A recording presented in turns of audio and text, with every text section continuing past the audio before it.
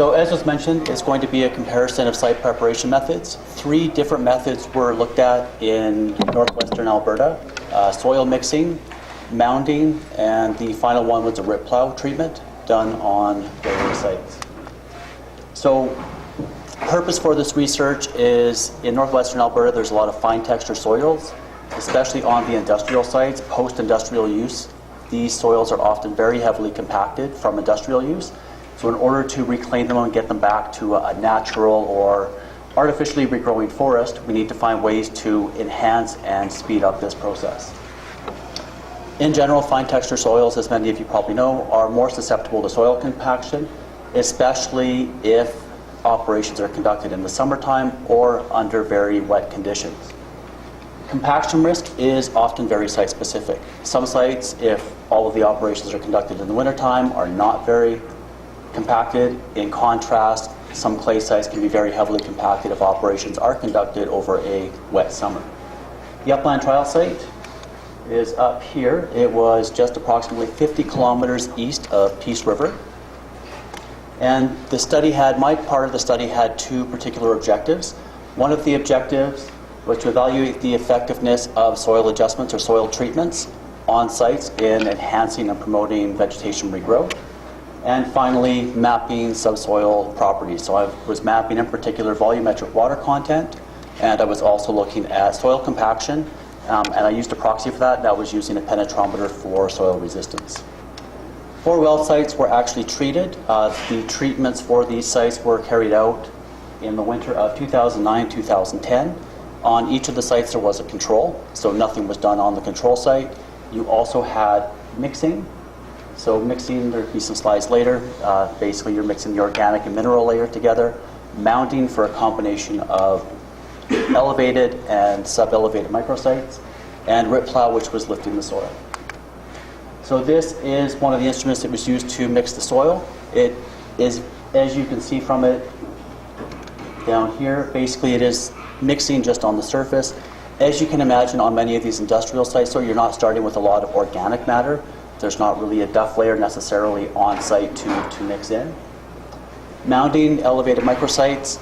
This gives a lot of opportunity for planting to pick what microsites you want. You could plant on a north aspect, south aspect, elevated microsite, something a little bit more protected, a wetter microsite.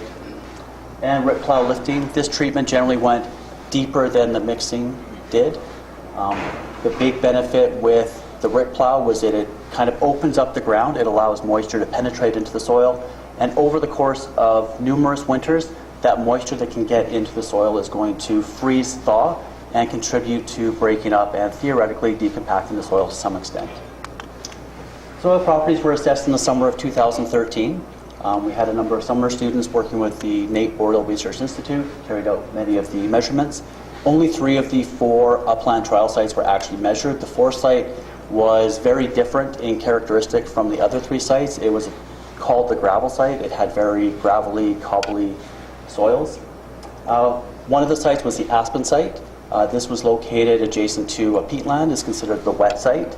There was also a transition site that was kind of transition between an upland and somewhat adjacent to a peatland. It was moderately wet. And the shack site, which is pictured over here, this was our dry site, so kind of a typical upland industrial site. 16 treatment plots per site, so you can kind of see them here. You've got 16 different treatment plots. 4 controls, these were randomly assigned. 4 plots were the mounding, 4 plots were mixing, and 4 final plots were the Rip-plow treatment. For the spatial mapping component and for the measurements, I used a 2 centimeter or 1 meter hexagonal grid for sampling, so very intensive sampling. We really wanted to capture the variability across these sites.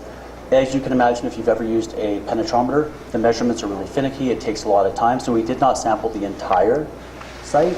We would just focus on a particular area using that 1 meter sample grid.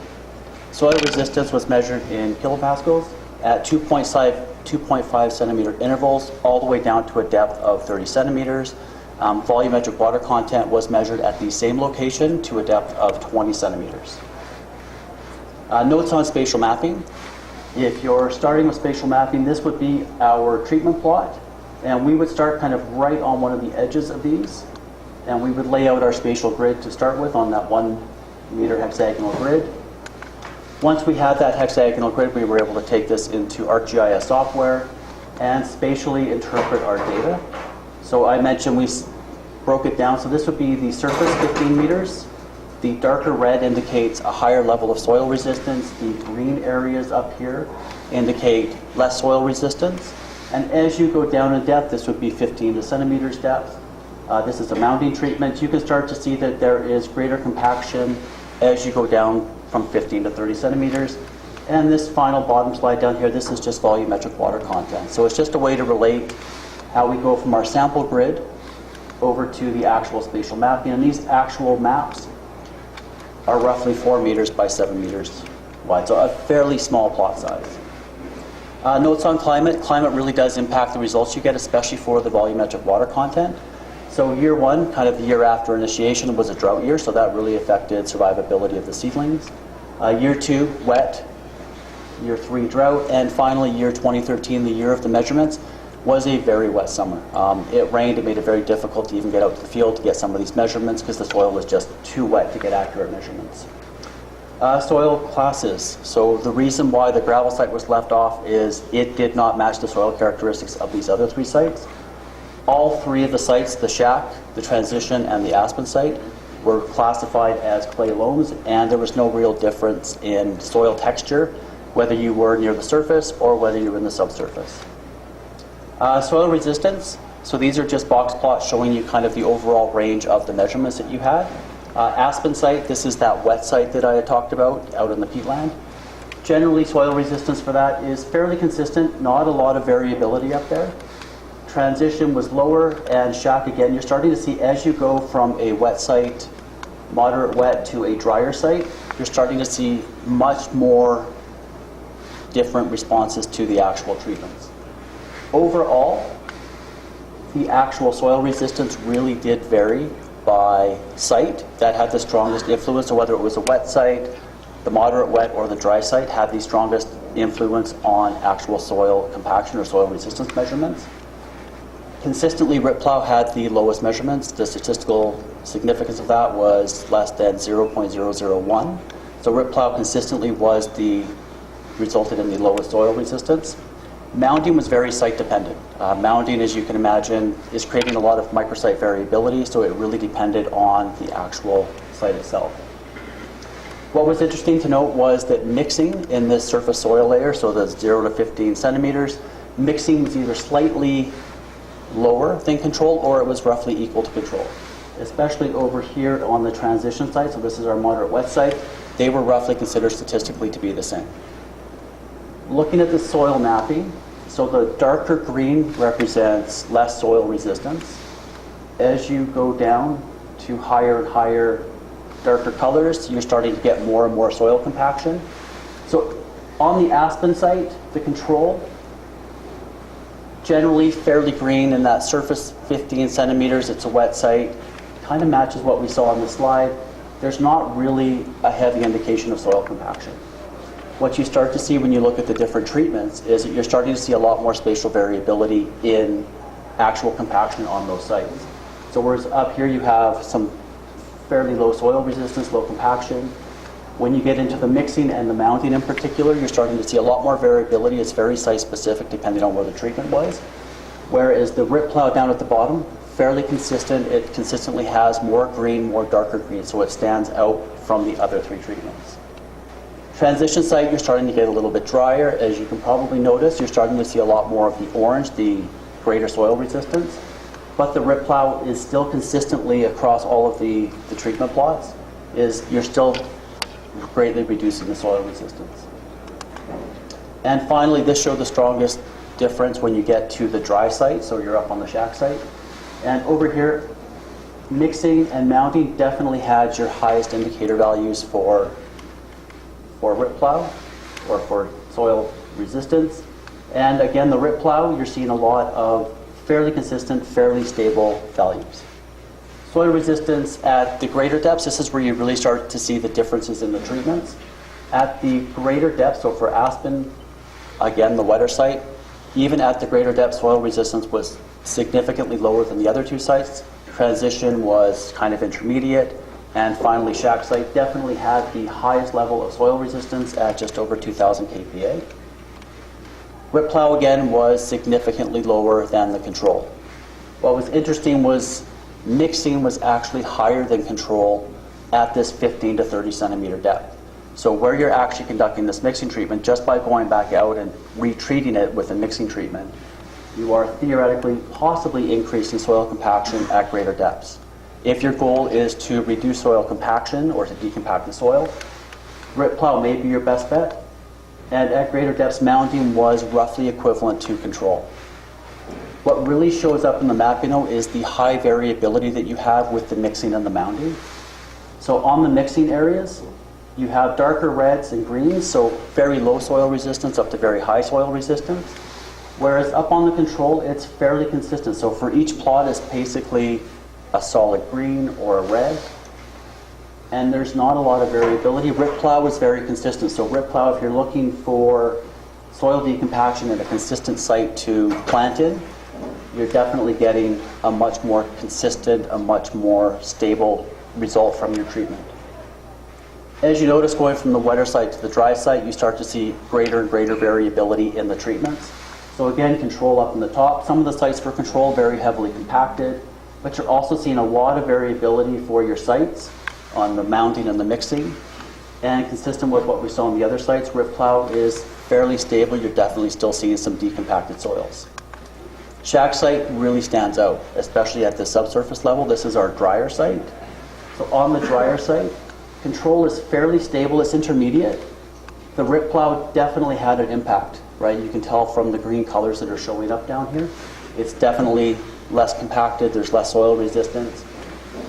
On the mixing and the mounding sites, what you are seeing is some very heavy compaction over and above what you even had on the control sites.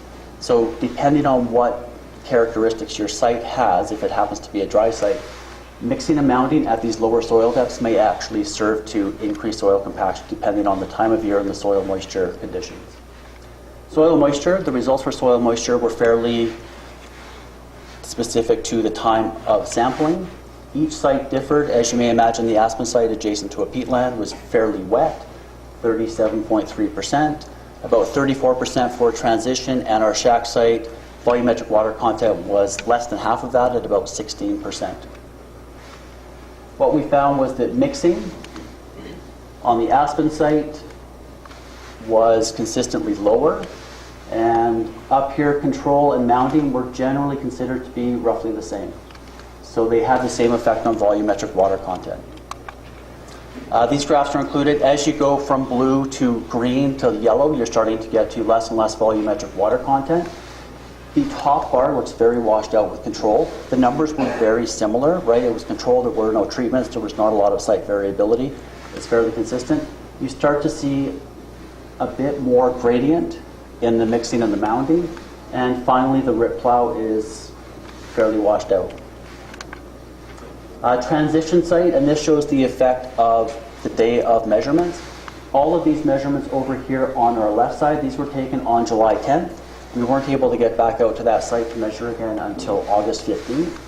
And that would be these 9 extra plots over here. You can probably tell that the day of measurement really impacts volumetric water content. These are significantly darker, so on these later days in August, after a significant amount of rainfall, the volumetric water content was quite a bit higher. And dramatically different on the shack site. You see a lot of yellow. The shack site was definitely a much drier site. How does this actually tie to real-world results? What's the benefit? We're focused on reclaiming these well sites back to a vegetated, hopefully productive upland forest type. These are least significant distance intervals. The gray is our control site. And what you notice is that as you go from control to mixing to mounding, for some of the species, in particular the white spruce, the aspen, and the dogwood, that you are seeing a significant response to these treatments. So it's possibly associated with soil decompaction. So especially the Rip-plow, which was highlighted earlier, it was statistically different, it statistically reduced soil resistance. You are seeing a significant increase in shoot dry mass or biomass of above ground productivity versus the control site. Black spruce was relatively flat, so that could be a species-specific indicator, but the dogwood, the aspen, and the white spruce definitely had strong responses to above-ground biomass. Root dry biomass, so this is subsurface. Again, you're seeing a very strong response to the mounding and the rip-plow on those sites. Aspen and white spruce, again, a very consistent findings. They kind of match, they correlate with what we found with the rip-plow measurements and the mounding measurements for soil resistance. And finally, root collar diameter, right? So this is the actual diameter of the root collar, and very, very similar response. As you go from different soil treatments that reduce soil compaction, you are getting an increase in root collar diameter. The only interesting one was the dogwood, and this may be just specifically due to location of planting. You're able to pick the microsite. There's a lot more microsite variability on the mounding, and the rip-plow as well. In summary, site characteristics had the greatest effect on volumetric water content and soil resistance. Rip-plow had the greatest overall effect on reducing soil compaction or reducing soil resistance. And finally, decreases in soil resistance are often associated with an increase in vegetative growth. So depending on the site, the method of soil decompaction that you pick can significantly enhance the likelihood of reproductive or vegetation success.